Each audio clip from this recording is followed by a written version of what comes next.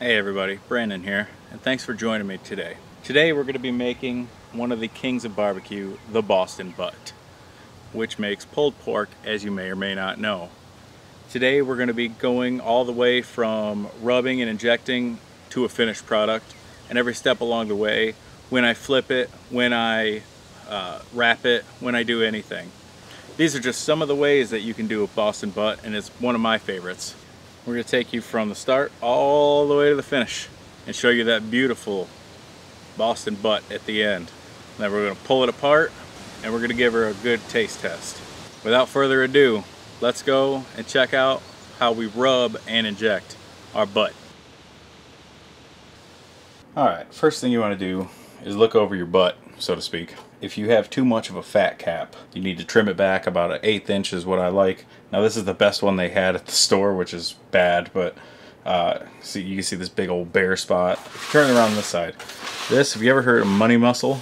This is your money muscle right here at the end on the non-bone side. That's your money muscle. So anyways, this fat cap doesn't need trimmed at all. So normally you would saran wrap this and then use your injector, but I am out, so my injection is 1 cup apple juice, 1/2 cup pineapple. I know I'm telling my secrets, right?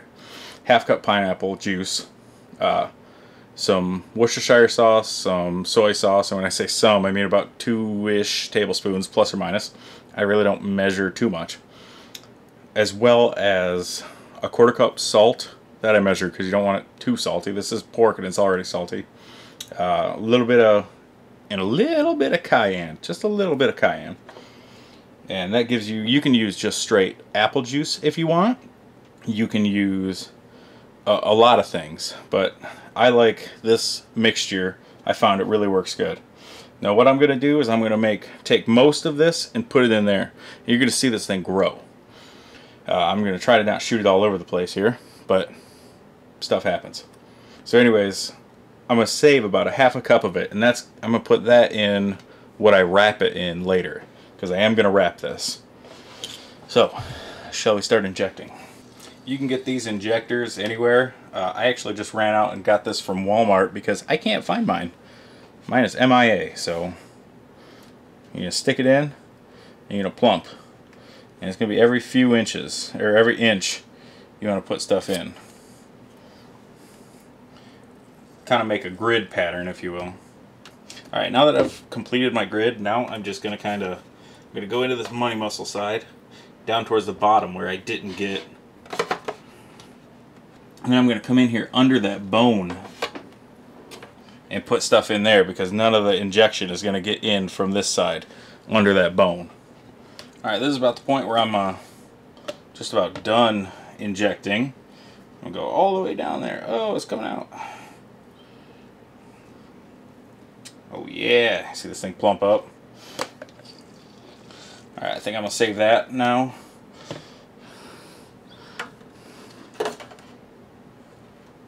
Oh, look at that thing fill up. Alright, I'm going to save that for the wrap. Now you're going to take your rub. Now my rub is a secret, I'm not sharing that one with you guys. But you're going to take whatever rub you prefer, and you're going to rub the crap out of this thing. Alright? Top, bottom, you're going to flip it all around. We're going to rub the ever-living heck out of it.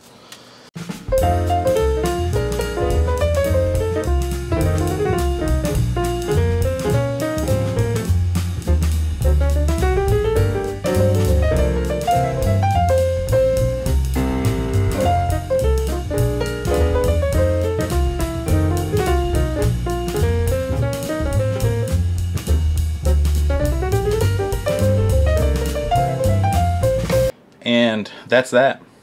We have our pork butt injected and now rubbed. Now I'm going to cover this with foil. I'm going to stick it in my fridge. And the next thing you guys should see is me going out and starting my fire. And then I'm going to put this thing on first thing in the morning, 8 o'clock. Transition. Alright, here we are. First thing in the morning, I got my slow and sear fired up.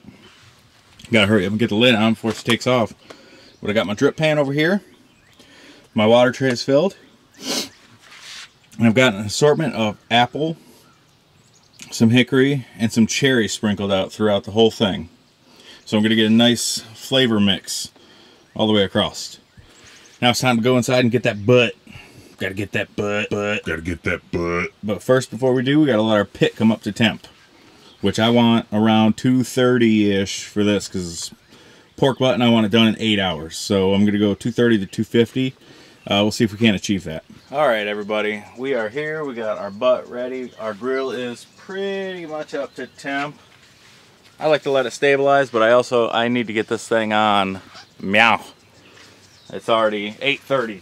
All right, everybody, now that we have our butt on, our grill is coming back up to temp. It's not quite there yet. We gotta open up our dampers a little, I guess, here.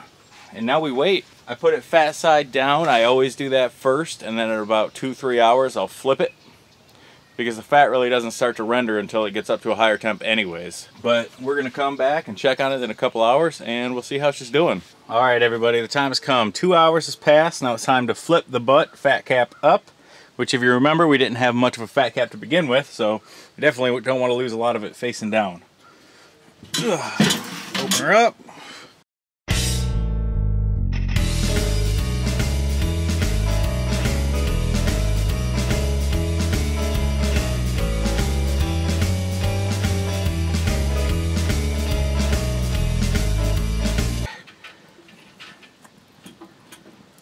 There we go. Now it's down there in the middle. Alright, so our meat's at 99 degrees. It was at about 103 before I flipped it. The pit temp's rising back again. It was staying steady at around 230, 235, depending on the side. One side I got right side and left side here, right side, left side, whatever, one of the two.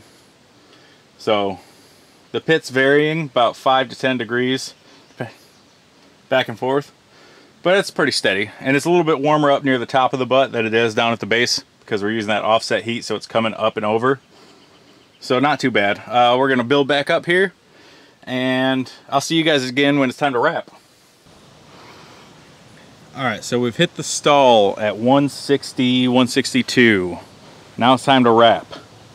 When these butts get to about 160, 166, well, actually 166 is just about past the stall, but about 160 they tend to stall out, and it could take hours to push through the stall. Well, I don't have hours. I want to eat by 6. So we're going to take this off and we're going to wrap it, and we're going to go from there. All right, so here she is. You can see through the smoke. After what? It went on at 8:30. It's now about 2. So we're going to take her off. She's hit stall at about 160. We're going to take it off.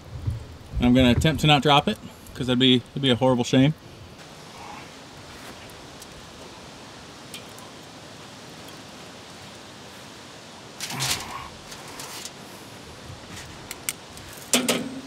It is a good looking butt. Okay, so now that we've got it on here, I'm gonna twist. Gosh, if you guys could taste that. So you guys remember in the beginning there where I told you to save about a half a cup of that injection. This is what we're saving it for. We're gonna pour it over top.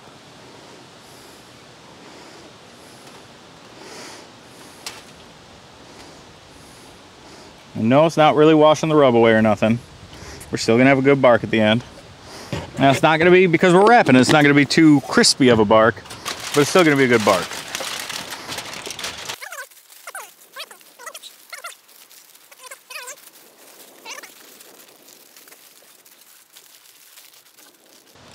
So you want to be careful that you do not puncture this. You don't want leakage, because you also want a decent seal on this. You want it to be able to vent, or else it'll just blow up and explode. And so you want airtight, but you want it a decent seal. You don't want to puncture it. Now I'm going to put this back on the grill, and we're going to fire up the grill to about 250-ish, because we want this puppy to cook now. She's got all the smoke she needs. We just want her to cook. All right, now I know I said not to puncture it earlier. However, you're still going to be able to monitor your meat temps, right? So what I did was stuck it in there and made sure that it's not going to move. It's kind of forming its own little seal right now, and if a little steam vents, then I mean it's going to happen. That's just pressure wants to find a way out. That's how it works. And now we're just going to let it go for a while, and that's what we do to wrap. All right, guys, we're just over 8 hours cook time, and as you can see, my pit temps are a little wonky because I just opened the lid and messed around with the slow and sear to get the temps back up.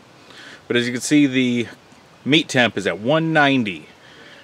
Now the earliest I would take it off is 195. That's the absolute earliest I would recommend taking a pork butt or pork shoulder off.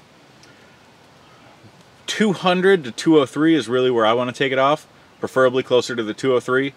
The reason why is at that temp, and these, I mean, right at about 190 is when it starts happening, but at that temp is really when those fats start turning into liquid. Though, because the pork butt is a lot of fat. It's a lot of fat. I'm basically a pork butt.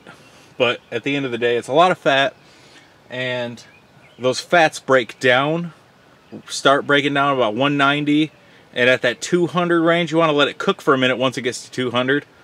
But boy, you're gonna get less fat. If you ever had any pulled pork that was super fatty and you just kind of scrape some of the fat off, and it's because it was taken off too early. You really want to take it off. My preferred temp is 203. That's what I shoot for, and I'm at 190, like we said. So I've got probably another hour before this thing's ready to come off. And I was trying for 8 hours. Obviously missed that mark. It'll probably be about 9, which isn't bad. I've been trying to get it a little higher, about 250 degrees pit temp for cooks, because I wanted an 8-hour butt. But the general rule of thumb is an hour and a half per pound, and this was close to a 9-pound butt, which if you do the math, 12-ish hours, and I'm trying to do it in 8. This is the first cook I've done on the slow and sear, and I like it so far, but there's some stuff that I gotta do on my end to keep it up better next time. Okay, everybody, moment of truth. We have hit 205. We're gonna go ahead and take this bad devil off. Okay, you saw we had an internal temp of 205. And that's pretty much exactly what you want. On the high end, even. Alright, so we're just gonna open this up and look at all that juice. Look at all that juice.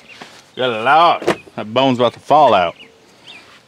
Alright, we're gonna use our good old digitals.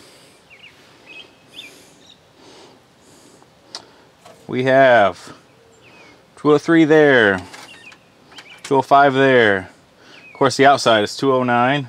Everything is beautiful. In case anyone's wondering, this is the Javelin Pro Duo. It's pretty much an instant read. I don't know if you guys can see the numbers there. 102, 104. But I really like this a lot. It's got a lot of good features on it.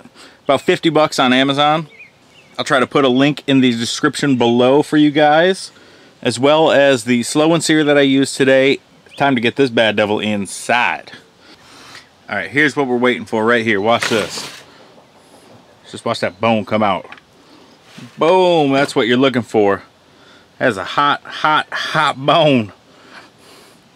That is what you want. You want that just to pull out. Pull out like you ain't want no babies. Okay, on that note, what we've got going on here is I've tried to take it out of that wrapping. As some of you can see, the money muscle is a little tore up here, but I gotta get me some of that. That's why they call it the money muscle right there. Just a couple last minute things I feel like I may not have covered in the video. Saucing. I don't sauce my butt, so to speak. But I don't sauce it. I offer sauce. There's sauce available if you want to put it on. But I do not sauce it. Because most of mine I wrap, first of all.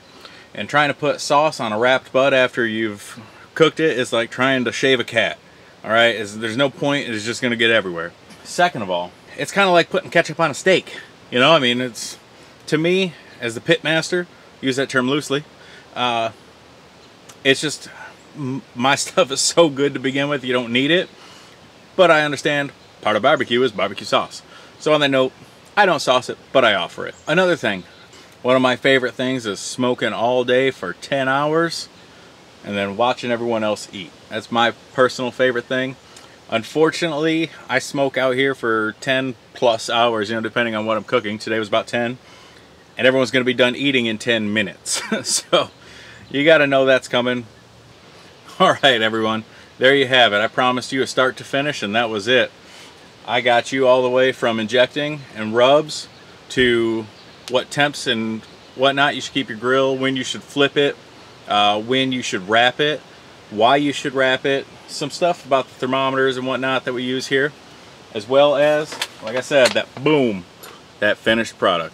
As always, likes, comments, shares, and subscribes are really appreciated and highly encouraged. I'd like to hear from you guys, maybe some of your recipes, what you do different than me, as well as if you're really feeling brave, go check out my Patreon site and give it a look over. This is Brandon from Green Feet Outdoors and Barbecue. I tell you what, it's a good life. Y'all have a good one. I know I will. Mmm.